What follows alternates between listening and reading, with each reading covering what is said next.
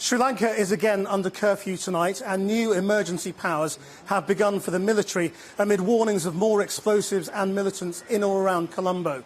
This as the extremist Islamic State group claimed it carried out the Easter bomb attacks, which left at least 321 people dead. On Sunday morning, a series of coordinated bombings struck targets across Sri Lanka. One bomb ripped through St Sebastian's Catholic Church in Negombo, a seaside town north of the capital. On the east coast, the Zion Evangelical Church in Batticaloa was also attacked. In the capital, Colombo, simultaneous explosions struck St Anthony's Shrine, the Shangri-La and Kingsbury hotels, followed by an explosion at the Cinnamon Grand Hotel. Another 2 explosions took place in other locations around the capital in the early afternoon. Our reporter Porrick O'Brien is with me now. Porrick. Well, Krish, with this claim of responsibility from IS, the sense is here in Sri Lanka that we are in full-scale political crisis mode. Just in the last couple of hours, you said the president announced that he wants to see the heads roll of the top brass at the defence forces, defence services that, of course, have their own power base. And parallel to that, I know, as we both experienced today, funeral after funeral after funeral.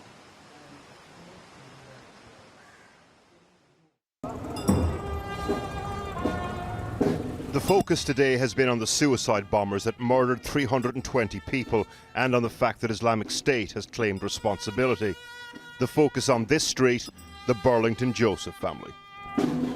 A mother, a father and 2 children, a whole family's lives wiped out on Sunday's attacks. This afternoon, Islamic State claimed responsibility for the attacks. The terrorist group released a video purporting to show the 8 attackers. Each of the attackers is named, as are the churches and hotels they targeted. Yesterday we reported from St Sebastian's Church, north of the capital, Colombo. CCTV footage has emerged showing one of the suicide bombers arriving there on Easter Sunday morning, just before the final blessing at Mass.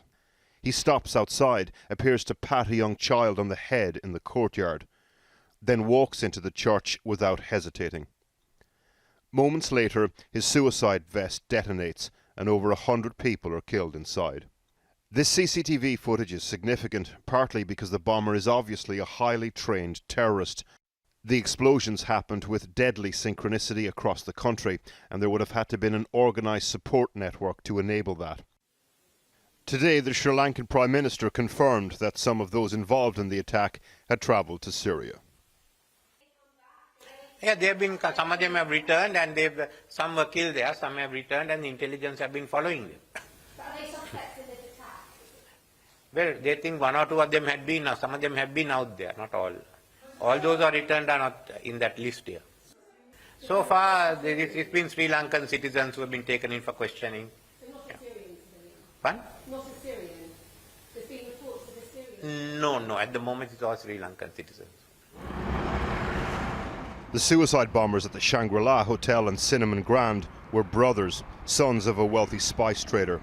The brothers checked into the hotels on Saturday night, then the next morning at virtually the same time blew themselves up in the crowded breakfast buffets at both hotels. Due east of the city centre to where they lived, and the neighbourhood of Dematagada.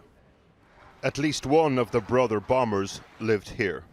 Off the back of the attacks on Sunday morning, police raided properties here on this street. We understand that his wife and brother lived in the properties here on this street. As police tried to get in, bombs were detonated inside. The wife and brother died, as did 3 police officers. There are also reports that 2 young children were inside the property at the time. This unit of the terrorist network, in other words, a family cell. The bombers will have had handlers, drivers, a bomb maker. This was an operation with military-style planning. As well as an attack on Western tourists and on religious communities, this was an assault on the economy of Sri Lanka. This is the famous gold-faced promenade along the beach. Normally, this place would be absolutely jammed. Today, it is completely deserted. ISIS have claimed this attack, and that is enormously significant. Sri Lanka doesn't have a history of jihadist violence. The claim by ISIS today is everybody's nightmare scenario. This is rapidly becoming a seismic political crisis in Sri Lanka. Yesterday we reported on a letter from police officials to security bosses warning of an attack from a little-known jihadist group called National Tawhid Jamaat. The working theory now is that IS was funneling logistical support, even personnel, through this group. Takbir! Takbir! In the last couple of hours, the Sri Lankan president has called for the heads of the defence forces to be sacked. From national, regional crises, all the way down to the street, to a procession of rickshaws and coffins, to the pain of an entire family lost.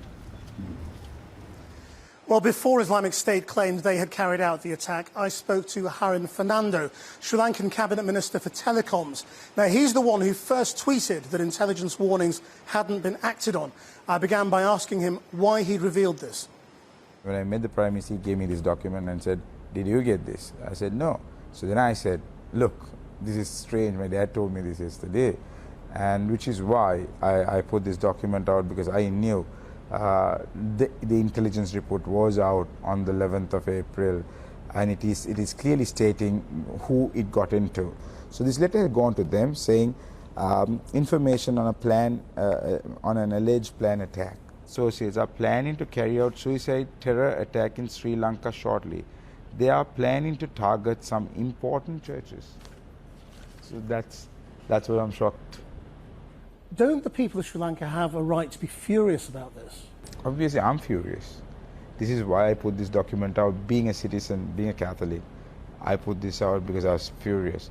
But it's unfortunate when the law enforcement agencies had it, they could not have done anything better. So I'm annoyed about it.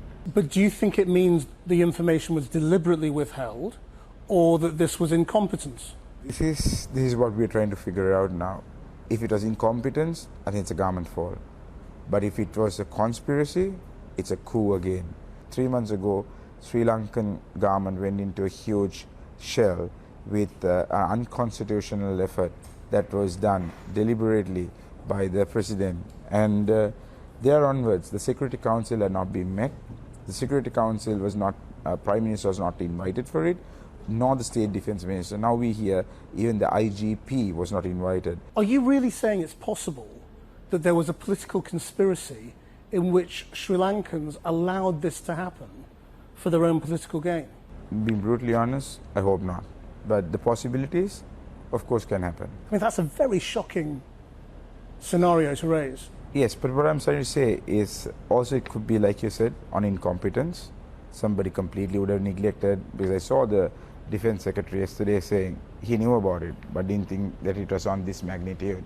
I mean, some people might say this is a government that's in trouble, that's about to lose, making excuses, trying to point the finger at somebody else. Absolutely not. That's what I'm saying. So we can't prejudge it. The investigations have to go through, and we can't rule out a conspiracy. Nor am I going to accuse somebody without proper proof that they've done it. But obviously, indications clearly are there. It's in the air. We need to figure it out very soon. Who did it? I mean, if it was not a conspiracy, if it was a lack of competency, we should go home. That's my honest opinion. But if it is a conspiracy, this should be really dealt with. As far as you know, and you were in Cabinet last night, is there a connection to Syria here? So far, what we have is they are all homegrown people, but whether they had a connection is what the law enforcement authorities are going into. So I'm quite certain to plan an attack so well coordinated in so many places at one single time frame, or within about a half an hour's time, that clearly shows that they need to have support not only within inside, outside as well, to fund it, to do these campaigns, etc. But so far, what we have identified, these people we know where they're living, they were totally Sri Lankans, and they were homegrown is what we feel for the moment. What is your message to that British father who has lost his wife and children? Very sorry this happened in Sri Lanka. The lapse of the security detail, what should have been done. But as you're aware as well, and the countries which has potential are high targets in the world right now, and these kind of extremism is surrounded by people who are doing well or a country that is flourishing. I am sorry as a member of cabinet, and I only hope we all can stand together and honestly pray for our loved ones, reunite again one day. But we will make no mistake, we will make sure the perpetrators are brought to justice and the right thing will be done on behalf of all these innocent lives that was lost. The Sri Lankan Cabinet Minister Harin Fernando. Well, the first mass funerals have been held here for some of those who died, with services in Colombo and at St Sebastian's Church in Negombo, where more than 100 people were killed. Relatives and mourners lit candles and joined prayers, while flags at government buildings were lowered to half-mast. And I should warn you, in my report, there is some distressing testimony about the attacks. As you walk towards St Sebastian's on this day of mourning, everyone is grieving. This once tranquil village church will now be known as the scene of the deadliest of the Easter Sunday attacks. So you videoed this yourself? Yeah. A policeman showed me the videos he took after the blast inside. The images of bodies piled up or blown apart. Too distressing for us to show on television. Crime scene investigators are still inside. Through the doors we see the altar and cross, apparently indestructible. They are clearing the debris too, in order to rebuild. While they have literally been cleaning the blood from the walls and carrying out the investigation, just behind the church they've been conducting funerals throughout the day. 25 bodies were just buried in a ground down the road this afternoon, and they will start again tomorrow. The clergy from this place are so exhausted and distressed that they have gone home, and churchmen have come in from other areas to take over. One after the other, they started laying the dead to rest. Too many for one day. And priests tried to address the impossible question. Why them? And we saw all the dead bodies all over the place. The pathetic and the horrible scene that I will never forget in my life is to see small children with their body parts all over the place. We were just thinking of how can a human being do such a cruel, drastic, heinous thing. Do people here want revenge? I don't think that they want, no. They will forgive all the traitors. We can't do what they have done to us. We have to forgive them. I think the most important thing is to forgive, but I'm not asking to forget it. That will be there for a long time. Further into the village, the Fernando family are mourning their grandmother, Celine Mary. Her grandsons are alive only because the church was so crowded, they were watching from the back doors. It's like a bad dream. I saw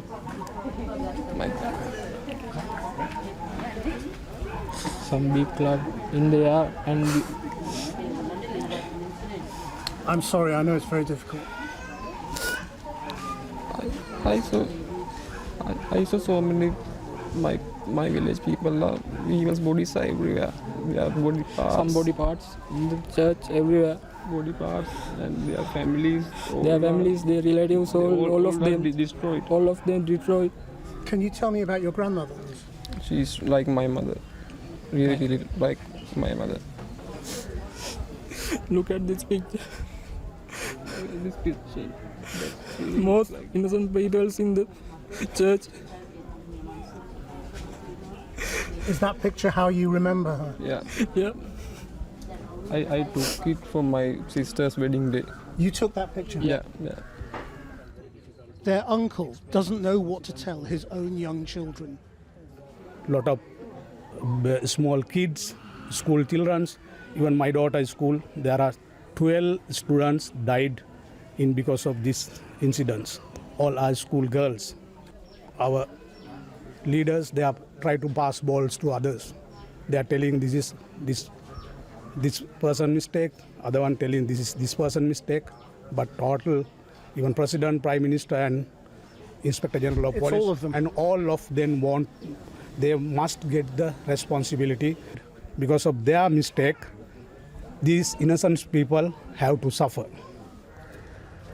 It is just a hint of the anger that will inevitably follow the grief. And now there are suicide bomber videos, as well as those written police warnings that were ignored for all to see. There is still a reckoning to come. Well, joining me now is Hilmi Ahmed, Vice President of the Muslim Council of Sri Lanka, and you have been warning Sri Lankan intelligence about this group that have been blamed for years. Actually, about 3 years ago, we went to discuss reining in some of the Buddhist extremists in the country. And in the process, we handed over to them some CDs of this particular Maulavi Zaharan, right, who was spewing hate against non-Muslims. And we wanted him also to be taken in, not just the Buddhist extremists. And that is where we first reported. And then in late 2018, when the Mavanal Buddhist statues were damaged, we found out that he is the man behind the radicalization of these youth. And we went back to them and said, you know, this is the person behind it, and there are other locations which he is operating from, right? You have to take him in. And again this year? And again this year in February, when he put out a new YouTube video, right, we sent it to the intelligence department and told them, look here, you know, what are you doing? You know, he's continuing to create this hate. And what did they say? No, they I think, genuinely tried. But I think, you know, their priority was actually to address the regrouping of northern terrorists, right? And nobody expected this kind of violence from this guy. Are you sure that he is the man in the videos today? Yes, of course. So what are your fears now? Well, you know, as a community, we fear a backlash, right? Because, you know, over 300 dead and 500 injured. So as a community, we feel very guilty that if it is Muslims who have done it, right, there could be severe backlash. Have there already been attacks? Yes, of course, you know, but very minor attacks. You know, yes, you know, in Nigambu itself, after the funeral, there were few minor incidents, and just now in Vattala, there has been a few things, but this has been brought under control. But your fear, presumably, is when the curfew ends, when people are free again, there's nothing to stop this anger bubbling up. Yes, but you know, our only consolation is that we expected much worse to happen immediately after the funeral. What do you make of these claims by ISIS? Do you think it is credible that this group, that this man that you were aware of, did have foreign links, and that people involved in these attacks travelled abroad, possibly even to Syria?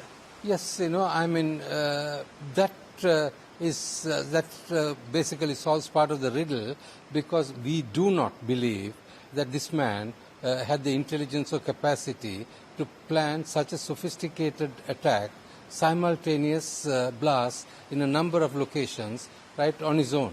So can you explain why the junior defence minister was out today denying that ISIS had anything to do with this and that this was all a homegrown plot? I mean, can you believe what the government is telling you? Yes, you know, I mean, that is exactly what we were also protesting, saying that, you know, because, you know, it is impossible for a local group to have undertaken this. And also, you see, again, the deputy, the Minister of State for Defence, claiming that this is a retaliation for the New Zealand attack, which is, in my opinion, nonsense. Which was just a matter of weeks ago. Yeah. So planning an attack in response to that would be extremely hard. More than that, I don't think not a Sri Lankan Muslim, right, ever thought of violence against the Christians, because New Zealand set a new example to the Muslim world, right, how they can address conflicts like this.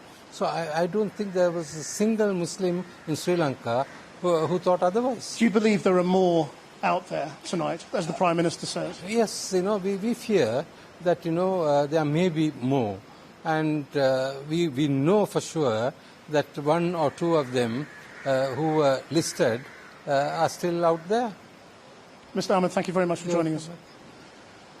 Well, the names of 7 of the 8 British victims of the attacks here in Sri Lanka have now been confirmed, while Scotland Yard has sent a team of specialist officers to support and assist the families. And across the UK, members of the Sri Lankan community have been coming to terms with what's happened and the impact it's had on family and friends in their home country. Simeon Brown reports. Teenagers Amelie and Daniel Lindsay were brother and sister on holiday in Sri Lanka. Today, the British teenagers were named among the hundreds killed in an act of mass murder. Also named were ex-firefighter Billy Harrop and his partner, Dr. Sally Bradley. The couple had roots in Greater Manchester, where Billy was officially commended for heroism during the 1996 Manchester bombing. These names follow the devastating news about the Nicholson family. Father and husband Ben, pictured, is the only surviving member of this portrait. Ben's wife Anita, his son Alex, and daughter Annabelle were all killed in the bombing of the Shangri-La Hotel in Colombo. In St Mary Magdalene in northwest London, parishioners are gathered in prayer and unity. Much of the congregation and priest have their roots in Sri Lanka, a country with historic ties to the UK. Its diaspora here is estimated to be around 200,000. On the day of the attacks, 27-year-old Senor was one of the many to wake up to messages from back home. And I woke up to a message from my mother saying, I know you might be worried, but don't be worried, we're fine. Senor was in London on a year abroad program. He is a prominent face among Sri Lanka's new generation of social leaders, and he's been personally impacted, especially by the attack at St Anthony's Church, the site of one of the most deadly attacks to take place on Easter Sunday. That's my father's church. So my father's Christian, my mother's Buddhist. We grew up going to church as well as temple, and that was the church we grew up going to. He went there consistently, and we went with him as well. So that's like I know that church inside and out. What is the general feeling amongst Sri Lankans who are here at the moment, but also British Sri Lankans? So yeah, there is this shared sense of grief and coming together and kind of confusion, but also a sense of where do we go from here and what role can they play in that. And you also feel kind of guilty in some ways to be away from it. Of course you're safe, but the fact that everyone else is back home and they're scared and they're nervous and people are dying, and then you're just here in London and you need to study, it just seems wrong in some way as well. At present, the total death toll is at least 321. 8 are Brits, but the grief caused is beyond count and being felt beyond Sri Lanka's borders.